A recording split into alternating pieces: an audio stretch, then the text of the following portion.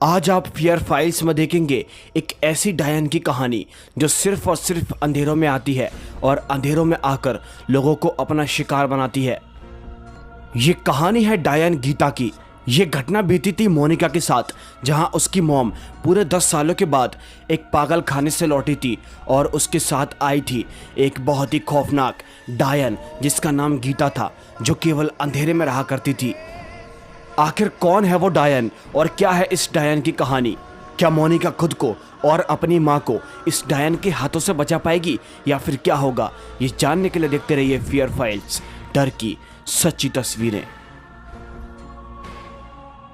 कहानी की शुरुआत में हम मोनिका को देखते हैं जो कि अपने बॉयफ्रेंड विनोद के साथ हॉस्पिटल जा रही थी, क्योंकि उसको हॉस्पिटल से कॉल आया था। डॉक्टर ने उसको अर्जेंट मीटिंग के लिए बुलाया था। मोनिका थोड़ी सी डरी हुई थी। उसके बाद तभी उसके बगल में बैठा उसका बॉयफ्रेंड विनोद उससे पूछता है कि एक्चुअल में माँ को हुआ क्या था। उसके बाद तभी वो उसे बताती है और उससे कहती है, मेरी माँ एक आईएएस ऑफिसर हुआ करती थी, लेकिन पता नहीं अचानक उनको एक दिमागी बीमारी हो गई, जिस वजह से उनका पूरा ख्याल पापा रखा करते थे। लेकिन जब उन्होंने पराग को जन्म दिया तो उनकी हालत और बिगड़ने लगी थी। और तो और पापा की भी अचानक मौत हो गई।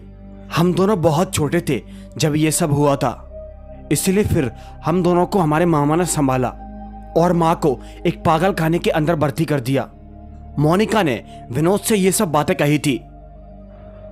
दोस्तों, रास्ता काफी लंबा था और तभी वो लोग शाम तक उस हॉस्पिटल तक पहुंच गए थे। हॉस्पिटल पहुंचने के बाद मोनिका तुरंत ही डॉक्टर से मिलती है, जहां डॉक्टर मोनिका से ये कहते हैं कि अब तुम्हारी माँ ठीक हो चुकी है, तुम इसे अपने साथ घर ले जाओ। उसके बाद तभी मोनिका अपने माँ के कमरे में उसे देखने के लिए जाती है, जो कि एकदम फाइन थी। और तभी डॉक्टर्स कुछ दवाइयां लिखकर उसकी माँ की छुट्टी कर देते हैं। और तभी मोनिका और विनोद माँ को अपने साथ घर ले आते हैं। उनके जाने के बाद एक नर्स डॉक्टर से कहती है कि अभी ये तो पूरी तरीके से ठीक भी नहीं हुई, तो फिर आपने इनको क्यों जाने दिया? और तभी वो डॉक्टर कहता है, जाने दो, अगर ये हॉस्पिटल के अंदर रहेगी तो ना जाने कितनी मौतें होंगी। इससे हमको ये पता चल चुका था कि कहीं ना कहीं इस हॉस्पिटल के अंदर कुछ मौतें हुई थी। एनीवेज, घर जाने के बाद मोनिका अपनी माँ को पराग को दिखाती है, जो कि उसी का बेटा था, लेकिन वो उसे ज्यादा पहचान नहीं पाती क्योंकि वो काफी सालों के बाद अपने बेटे को देख रही थी। और तो और पराग भी नहीं पहचान पाता कि ये मेरी असली माँ है।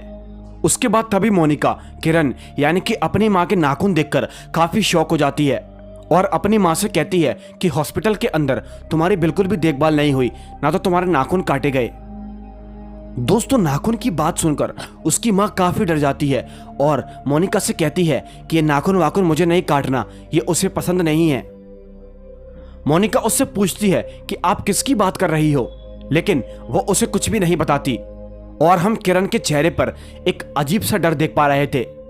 इसी बीच अचानक उस पूरे कमरे की लाइट चली जाती है और पूरे कमरे के अंदर हो जाता है अंधेरा।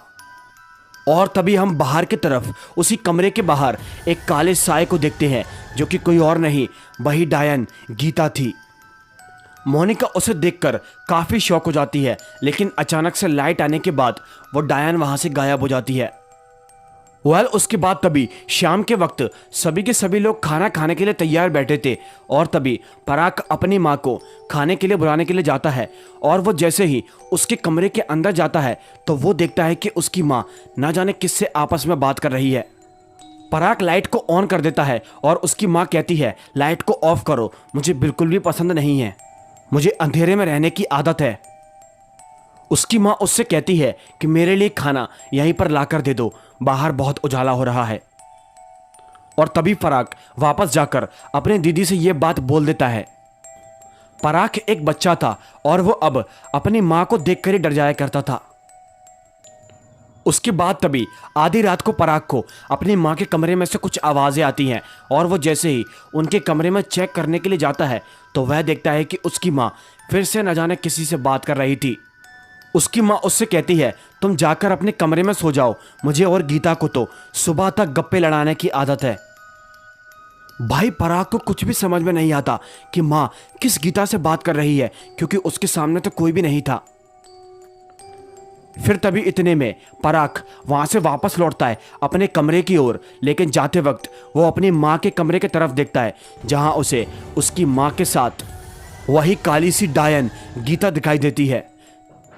इसे देखकर पराग काफी डर जाता है और फौरन ही अपने बेडरूम पर जाकर लेट जाता है कि तभी इतने में वो देखता है थोड़ी देर के बाद उसके कमरे का दरवाजा कोई खोलने की कोशिश कर रहा है और रात भर की इसी हलचल के मारे वो सो नहीं पाता। उसके बाद तभी सुबह होती है। सुबह उसकी बहन मोनिका उसको स्कूल के लिए उठाने के लिए आती है और तभी वो अपनी बहन को रात वाली बात बताता है और कहता है कि माँ किसी गीता नाम की औरत से बात करती है। उसकी बहन ये सब सुनकर काफी शॉक हो जाती है, जैसे कि मानो उसने पहले भी यह नाम सुना हो। उसके बाद तभी एक रात मोनिका अपने बेडरूम के ऊपर सो रही थी कि तभी अचानक उसे पराग की आवाज सुनाई देती है और तभी वो उसके कमरे के अंदर उसे ढूंढने के लिए जाती है, लेकिन वो उसे नहीं मिलता। तभी वो दूसरे कमरे के अंदर जाती है जहां पर पूरी तरीके से अंधेरा था और उसे सामने टेबल के ऊपर कोई काली परछाई बैठी हुई दिखाई देती है जो कि न जाने कुछ खरोच रही थी।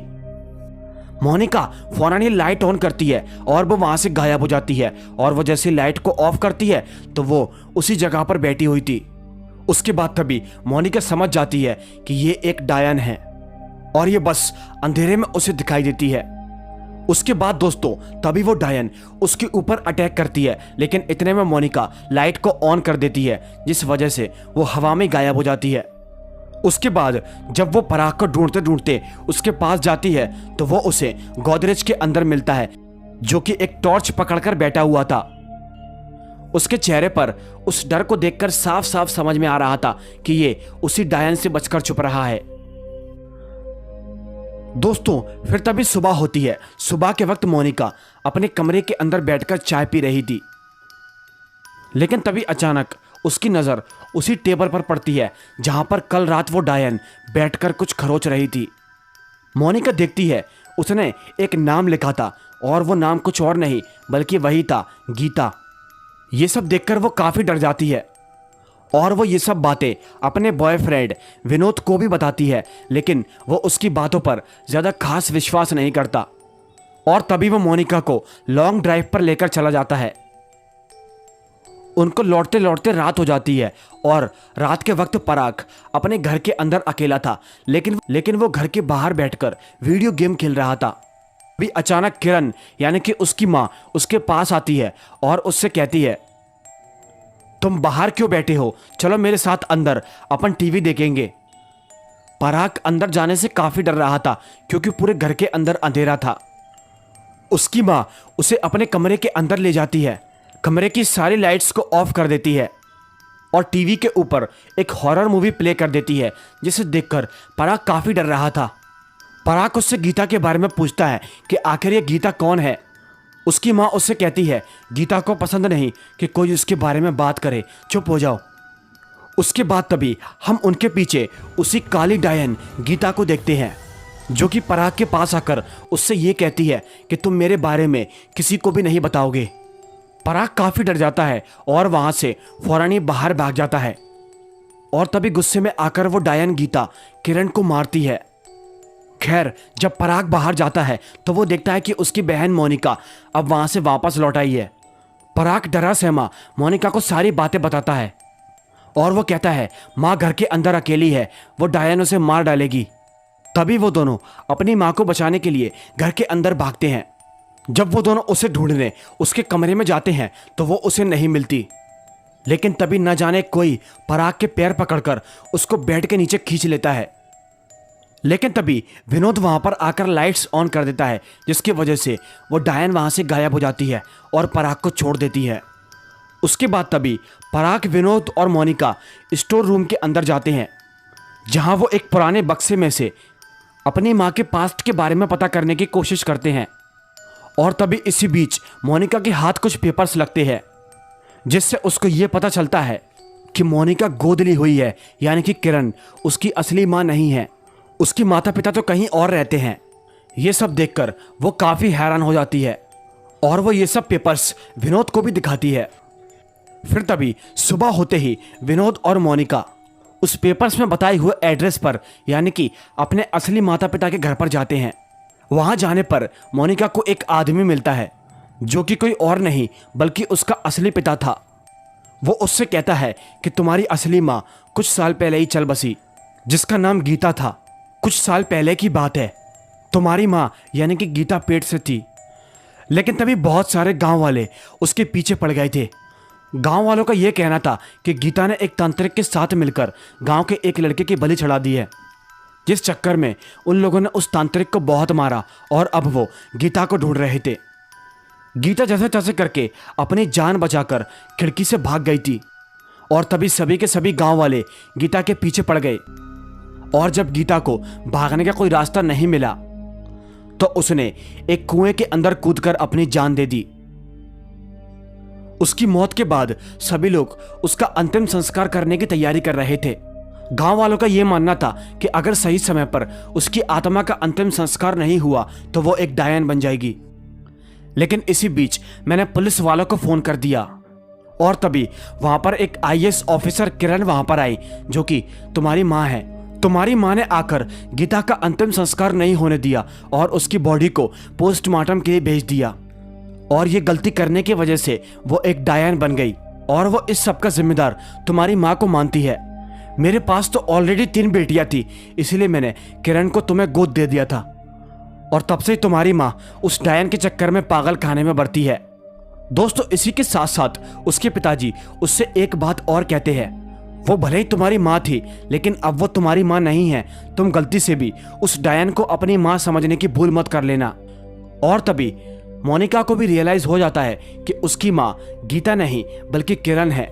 उसके बाद तभी मोनिका और विनोद वहां पर से भागकर फौरन ही अपने घर पर चले जाते हैं। घर जाकर मोनिका अपनी माँ से उस डायन गीता के बारे में कुछ पूछने की कोशिश करती है, लेकिन उसकी माँ उस विषय में कोई भी बात नहीं करती और वहां से चली जाती है। और जब रात के वक्त मोनिका अपनी माँ के पास जाती है तो वो उसके हाथ में एक छोटा सा कागज का टुकड़ा देती है। जब मोनिका बाहर आकर उसको पढ़ती है तो उसके अंदर लिखा हुआ था, प्लीज मेरी मदद करो, मैं बहुत बड़ी मुसीबत में हूँ। ये सब देखकर हमको पता चल चुका था कि कहीं ना कहीं उसकी माँ मजबूरी में गीता के चंगुल में फंसी हुई है। और तो और ये सब देते हुए उस डायन गीता ने उसको देख लिया था, इसीलिए वो उसको बहुत मारती है। अपनी माँ की चीख की आवाज सुनकर मोनिका और उसका बॉयफ्रेंड विनोद वहां पर पहुंचते हैं। तभी वो डायन वहां से गायब हो जाती है। उसके बाद तभी विनोद एक आदमी संतोष जी को लेने के लिए जा रहा था, क्योंकि वो इस सब बातों में काफी जानकारी रखते थे और अब शायद वो ही थे जो उसकी मदद कर सकते थे। जाते वक्त वो डायन उसको डराने की काफी कोशिश करती है और वो उसकी कार पर ही अटैक कर देती है, लेकिन कार की लाइट्स जलने के बाद वो डायन वहां से गायब हो जाती है। उसके बाद तभी मोनिका फराग को एक कैंडल जलाकर दे देती है, जिससे कि वो डायन उसके पास ना आ पाए। और उसके बाद जब वो अपनी माँ के कमरे में जाती है तो वो डायन उसके ऊपर अटैक कर देती है, लेकिन उसकी माँ वहां आकर उसे बचा लेती है।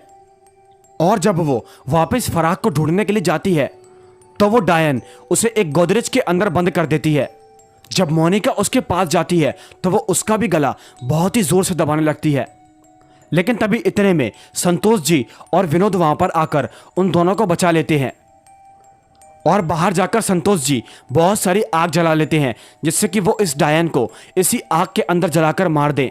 सभी के सभी लोग कुछ मंत्र पढ़ना शुरू कर देते हैं और तभी वो डायन वहां पर आती है और उनसे ये सब करने को मना करती है। वो उसकी बात को नहीं मानते, इसीलिए वो सारी आग को बुझा देती है और संतोष जी को भी काफी मारती है। लेकिन उसके बाद तभी उसकी माँ किरण वहां पर आ जाती है अपने बच्चों को बचाने के लिए, और वो उस डायन से कहती है, मेरे बच्चों से दूर रह, तू क्यों पड़ी है मेरे पीछे। वो डायन कहती है कि तूने मेरा अंतिम संस्कार नहीं होने दिया और ना ही मेरे पैरों में कील टुकने दी, क्योंकि दोस्तों उस वक्त पर किरण जी ने उसकी बॉडी को पोस्टमार्टम के लिए भेज दिया था, जिसकी वजह से उसका अंतिम संस्कार नहीं हो पाया था और अब वो डायन बन गई। लेकिन तभी किरण को समझ में आ जाता है कि आज जो डायन जो कुछ भी है केवल और केवल उसी की वजह से है, और तभी वो खुद पर मिट्टी का तेल डालकर आग लगा लेती है, जिस वजह से वो डायन भी जलकर राख हो जाती है। उस डायन के मरते ही इस एपिसोड का दी एंड हो जाता है।